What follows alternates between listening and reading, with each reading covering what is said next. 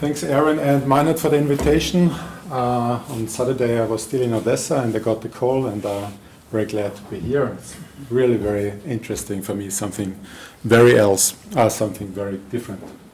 So, let's try this. Yeah, this is a picture with the director of the main center of the central marketplace in Chisinau. I will talk about this a little bit later, just to have a first impression what Chisinau market is like. Yeah. So Moldova is maybe the country which is least known in Europe.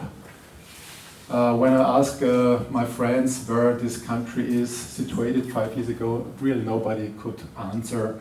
So it's between Romania and Ukraine, as you all know. It's a country with 800 meters of Danube, which is here, and they have a port in Giurgiulest. Yeah. So I will tell a few words about myself. I will make some statistics on agricultural questions in Moldova. I will present a research project, and I will mention some activities of the ADA, the Austrian Development Agency, and in the end, very shortly, some information about population. So let's get started. The last 5 years I was teaching German language and literature at two universities in Chisinau. I made research on historical minority of Bessarabian Germans and several travels to Ukraine. And there's a link to farming and the German settlers, because they were called into the country by Tsar Alexander I, and they actually made the south of then called Bessarabia agrable. And there were many minorities, as you can see in this area: Bulgars, Germans, Russians, Moldovans or Romanians, Gagauz, Ukrainians, and also a lot of Jews. And the Germans were referring especially to the Bulgarians as very respected vegetables growers. So the Bulgarians were always farming, very famous for their activities in agriculture. So here we have a picture of a German settlement, Teplitsa in Ukraine today. So this is actually south of the border of Moldova. Made an interview with Hugo Knöll, who was born in 1934 in this village. And here we see him in the 30s standing on this thing here.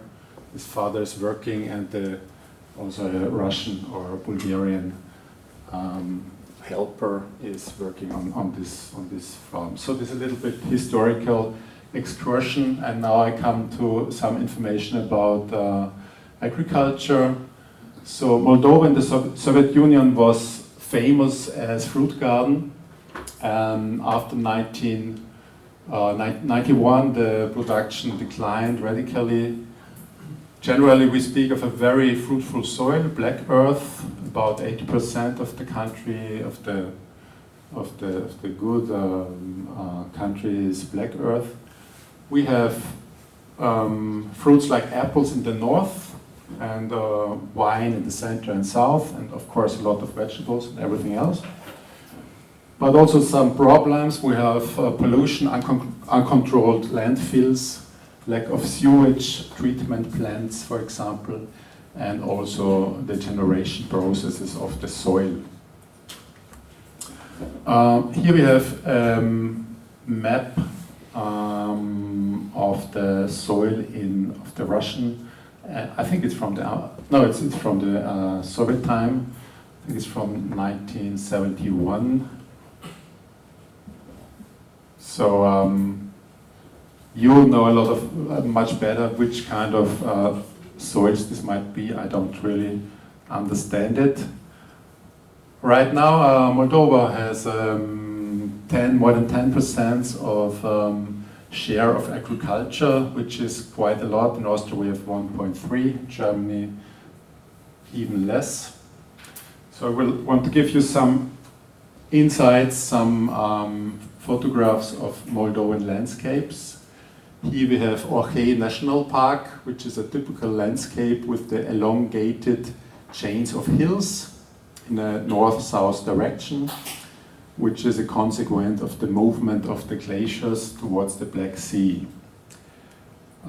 This is maybe the most famous touristical site in Moldova. We also have a monastery on this little hill. So the highest elevation of the country is about 400 meters. We have one national park, the green one, and 5 so-called scientific natural reserves. Here are some more impressions.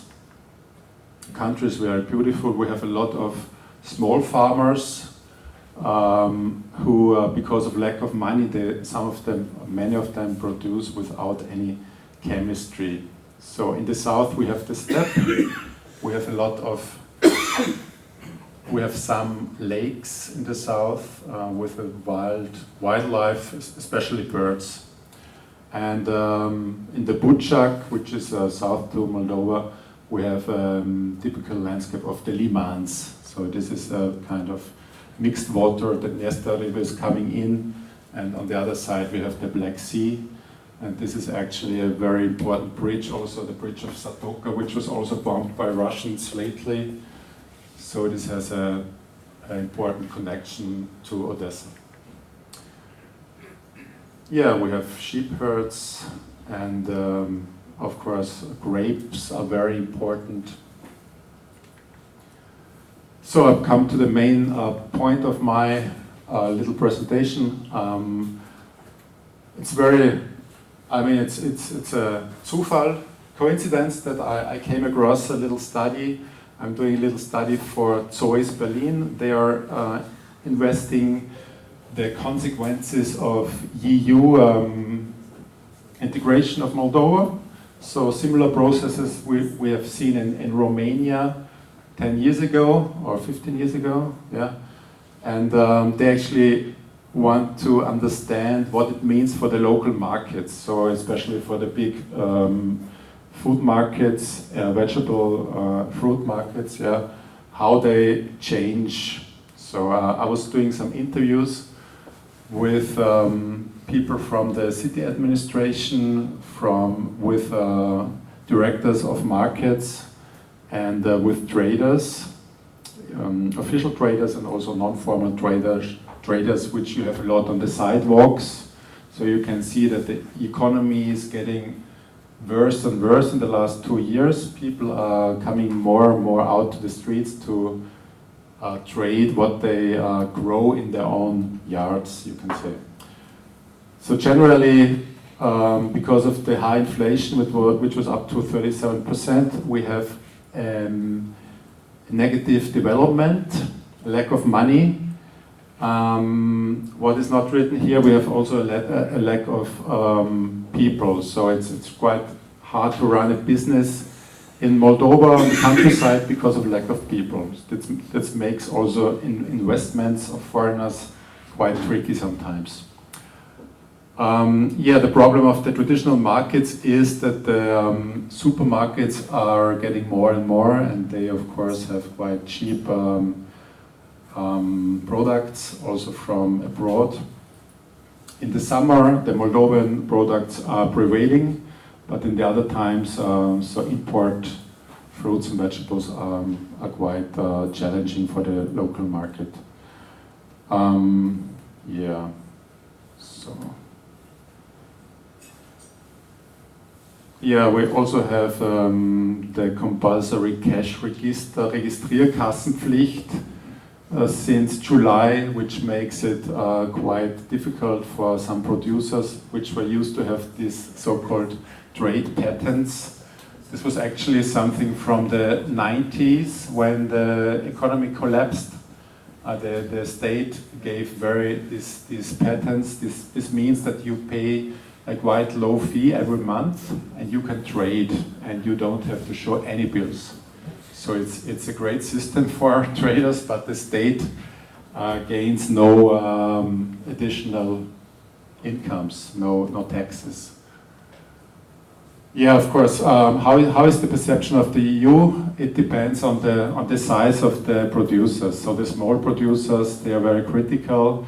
Also, the people around the market square are critical because might be also the political affiliation which plays a role. So if you're more on the leftist side, I guess you're generally more critical to the EU integration. It might be not very correct, but there might be some point in it.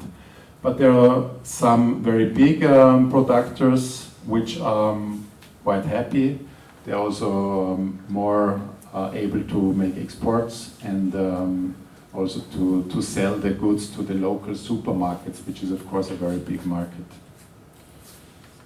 Yeah.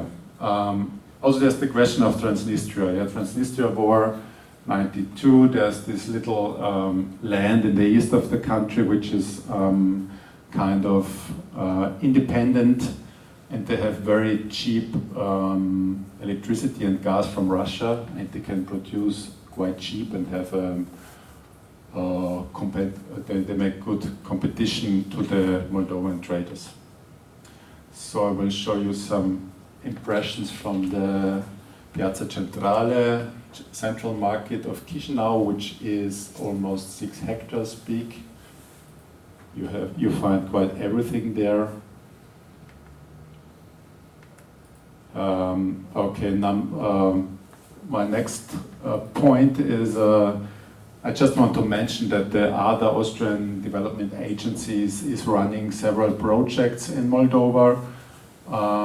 Different areas, for example, also water supply and Abwasser sewage systems. And last but not least, I guess, population. So I start with the south. Here you see the ethnographical picture. So in the southern part here, this is already Ukraine, the so-called Buchak. So we have mainly Green Moldavians, Ukrainians, Russians, Gagauz, which is a Turkish-speaking Christian minority, Bulgarians, some Poles, and Albanians. Yeah. So we also have a minority of Russian old believers. Camilo Breiling was doing his thesis on this topic.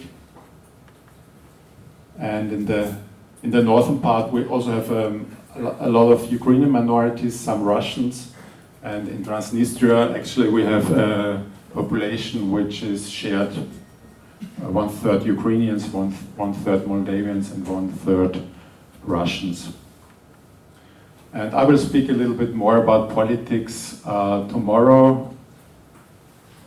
where we have some short statement. So this is a short glance of the political situation, the parliamentary elections 2021. Here you can see the red zones where the bloc of communists and socialists gained their votes.